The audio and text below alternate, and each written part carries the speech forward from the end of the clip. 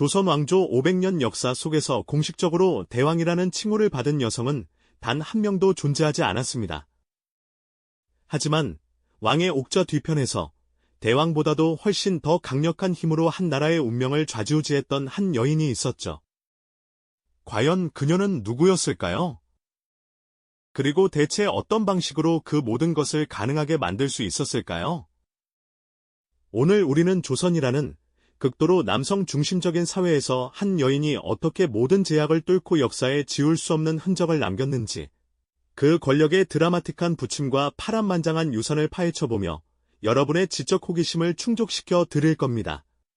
조선이라는 나라는 건국 이래 유교 이념을 국가의 근간으로 삼았습니다. 이 엄격한 유교 사회 속에서 왕실의 여성들은 정해진 역할을 벗어나기 어려웠죠. 그들은 왕의 어머니이자 아내로서 혹은 딸로서 내명부의 질서를 유지하고 종묘사직을 받드는 조용한 그림자에 머물러야 했습니다. 직접적으로 국정에 개입하는 것은 상상조차 할 수 없는 금기였죠. 하지만 이런 보이지 않는 장벽에도 불구하고 예상치 못한 균열이 생겨나기 시작합니다. 바로 오늘 이야기의 주인공, 문정왕후가 그 중심에 서게 되면서 말이죠. 그녀는 중종 임금의 세 번째 왕비로 책봉되며 궁궐에 발을 들였지만 당시만 해도 그녀의 앞날에 어떤 거대한 파란이 기다리고 있을지 아무도 예측하지 못했습니다. 궁궐의 엄숙한 분위기 속에 거행된 왕비 책봉식은 그저 한 여인이 왕실의 일원이 되는 의례로만 보였을 뿐입니다. 그러나 시간이 흘러 조선을 지탱하던 대들보 같았던 중종 임금께서 갑작스레 눈을 감으시며 궁궐 전체는 깊은 상실감에 잠기고 말았죠. 이제 왕위는 중종의 첫째 아들이자 문정왕후에게는 아들이 아닌 인종에게 돌아갔습니다. 어린 세자였던 인종은 이제 어엿한 왕이 되었지만 그의 뒤에는 대비가 된 문정왕후가 있었습니다. 아직은 미묘하고 조용한 권력 구도였지만 과연 이 여인이 이 엄격한 틀 안에서 무엇을 할 수 있을까 하는 의구심과 함께 앞으로 펼쳐질 권력 투쟁에 대한 불안감이 궁궐을 감싸기 시작했습니다. 인종 임금의 재위 기간은 놀랍도록 짧았습니다. 즉위한 지 불과 9개월 만에 그는 의문의 죽음을 맞이하고 말죠. 젊고 덕망 높았던 임금의 갑작스러운 승하는 많은 이들에게 충격과 더불어 깊은 의구심을 안겨주었습니다. 그리고 이 사건은 문정왕후에게 예상치 못한 권력의 틈새를 제공하게 됩니다. 인종의 뒤를 이어 왕위에 오른 이는 문정왕후의 친아들인 명종이었습니다. 하지만 명종은 너무나도 어린 나이였기에 스스로 국정을 이끌어갈 수 없었죠. 이에 따라 대비였던 문정왕후는 왕실의 최고 어른으로서 수렴청정을 시작하게 됩니다. 임금의 뒤에서 발을 들이우고 국정을 대리하는 이 행위는 조선의 역사에서 여성이 합법적으로 권력을 행사할 수 있는 것의 유일한 통로였죠. 수렴청정의 시작과 함께 문정왕후의 친정 외척 세력이 급부상하기 시작했습니다. 그 중에서도 그녀의 동생인 윤원영은 누이의 권세를 등에 업고 막강한 영향력을 행사하며 권력의 중심으로 떠올랐죠. 당시 궁궐 안팎에서는 인종의 외척 세력이었던 대윤과 명종의 외척 세력이었던 소윤, 이 두 세력 간의 피비린내 나는 권력 투쟁이 격화되고 있었습니다. 윤원영을 필두로 한 소윤 세력은 문정왕후의 비호 아래 대윤 세력을 제거하기 위한 은밀한 모의를 거듭했습니다. 마침내 1545년 그들의 음모는 을사사화라는 잔혹한 피바람으로 현실화됩니다. 궁궐의 밤은 죄 없이 끌려가는 선비들의 절규와 함께 피로 물들었고 수많은 대윤 세력 인사들이 숙청당하며 목숨을 잃거나 유배를 떠나야 했죠. 이 잔혹한 숙청의 칼날은 조선의 정치 지형을 완전히 뒤바꿔 놓았습니다. 한 여인의 손에 나라의 운명이 좌우될 수 있다는 위기감이 온 나라를 덮쳤고 문정왕후는 이제 그 누구도 넘볼 수 없는 절대 권력의 정점에 서게 된 것입니다. 그녀의 강력한 시대가 비로소 막을 올린 것이죠. 문정왕후의 강력한 시대는 그렇게 막을 올렸습니다. 어린 명종을 대신해 수렴청정을 시작한 그녀는 자그마치 10년이 넘는 세월 동안 조선의 실질적인 주인으로서 국정을 이끌어갔죠. 그야말로 왕의 옥좌 뒤편에서 절대적인 힘을 휘두르며 조선 전체를 자신의 뜻대로 움직였다고 해도 과언이 아닙니다. 그녀의 통치 기반에는 친정 외척 세력, 특히 동생인 윤원영의 막강한 후원이 있었습니다.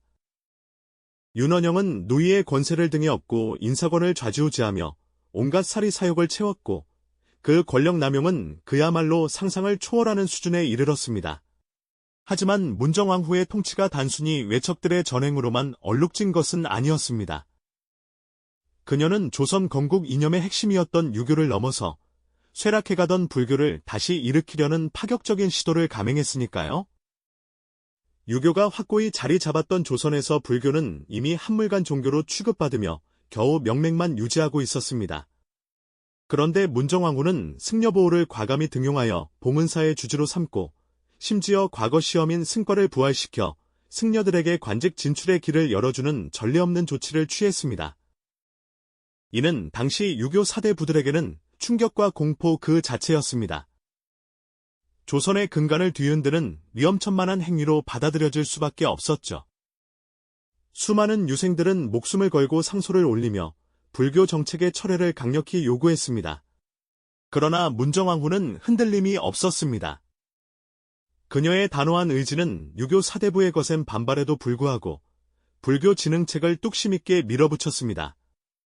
이는 그녀가 얼마나 확고한 신념과 강한 추진력을 지닌 인물이었는지를 여실히 보여주는 대목이죠. 그러나 이러한 강력한 통치 이면에는 백성들의 깊어지는 고통이 있었습니다.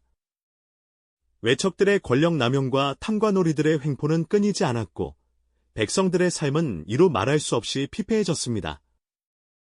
곳곳에서 토지를 빼앗기고 과도한 세금에 시달리던 농민들은 결국 삶의 터전을 잃고 유랑하는 신세가 되었죠. 이러한 극심한 사회적 혼란 속에서 백성들의 분노는 마침내 거대한 저항으로 터져나오게 됩니다. 바로 임꺽정이라는 인물을 중심으로 한 의적들의 봉기가 전국을 뒤흔들었던 것입니다. 임꺽정의 무리는 탐관오리와 부패한 세력에 맞서 백성의 편에 서서 활약했고 이는 당시 민중들의 불안과 고통이 얼마나 심각했는지를 상징적으로 보여주는 사건이었습니다. 문정왕후의 강력한 리더십이 한편으로는 질서를 유지하려는 듯 보였지만 다른 한편으로는 사회 전반의 불만과 균열을 더욱 키우고 있었던 셈이죠. 대왕의 그림자처럼 조선을 지배했던 그녀의 시대는 그렇게 빛과 그림자를 동시에 들이오며 흘러갔습니다. 그리고 마침내 1565년, 10여 년간 조선을 호령하던 문정왕후의 시대는 그녀의 죽음과 함께 막을 내립니다. 그녀가 세상을 떠나자 그동안 문정왕후의 비호 아래 막강한 권세를 누리던 외척 세력은 급격히 몰락의 길을 걷게 됩니다. 특히 윤원영은 누이의 죽음 이후 모든 권력을 잃고 유배된 뒤 결국 비참한 최후를 맞이했죠. 유교 사대부들은 다시 정권의 중심으로 복거했고 문정왕후가 힘써 일으켰던 불교 정책들은 대부분 철회되거나 크게 축소되었습니다. 봉은사에 몰려들었던 승려들은 뿔뿔이 흩어졌고 승과는 다시 역사의 뒤안길로 사라졌습니다. 한 여인의 강력한 의지가 만들어낸 거대한 물결은 그녀의 죽음과 함께 순식간에 역류하며 사라지는 듯 보였습니다. 하지만 문정왕후가 남긴 유산은 단순히 사라지지 않았습니다. 그녀의 불교 진흥책은 비록 단명했지만 조선 불교의 명맥을 잇고 후대에 영향을 미치는 중요한 역할을 했다는 평가도 존재합니다. 무엇보다 그녀는 조선이라는 엄격한 유교 사회에서 여성이 최고 권력자가 되어 한 시대를 지배할 수 있음을 몸소 보여주었습니다. 이는 후대 여성들에게 알게 모르게 영향을 미쳤을지도 모르는 일이죠. 물론 외척들의 전횡과 백성들의 고통을 외면했다는 비판에서 자유로울 수는 없을 겁니다. 하지만 그녀의 치세는 한 여인의 비범한 결단이 한 나라의 근간을 뒤흔들고 그 파장이 얼마나 클 수 있는지를 생생하게 보여주는 역사의 한 페이지로 남아있습니다. 문정왕후의 이야기는 단순한 과거의 기록이 아닙니다. 절대 권력의 빛과 그림자, 그리고 변화를 주도하는 한 개인의 역할에 대해 오늘날 우리에게도 깊은 질문을 던지고 있습니다. 과연 진정한 리더십이란 무엇이며 권력의 유혹 앞에서 우리는 어떤 책임을 져야 할까요? 한 시대를 압도했던 문정왕후의 거대한 그림자가 드리웠던 조선의 역사는 지금 우리에게도 끊임없이 성찰의 기회를 제공하고 있는 것입니다. 그녀의 이야기는 이처럼 세대를 넘어 계속해서 재해석되고 논의되어야 할 중요한 화두로 남아 있습니다. 이 영상이 도움이 되셨다면 좋아요와 구독 부탁드립니다.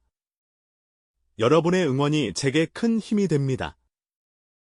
다음 영상에서도 더 유용한 정보를 공유하겠습니다.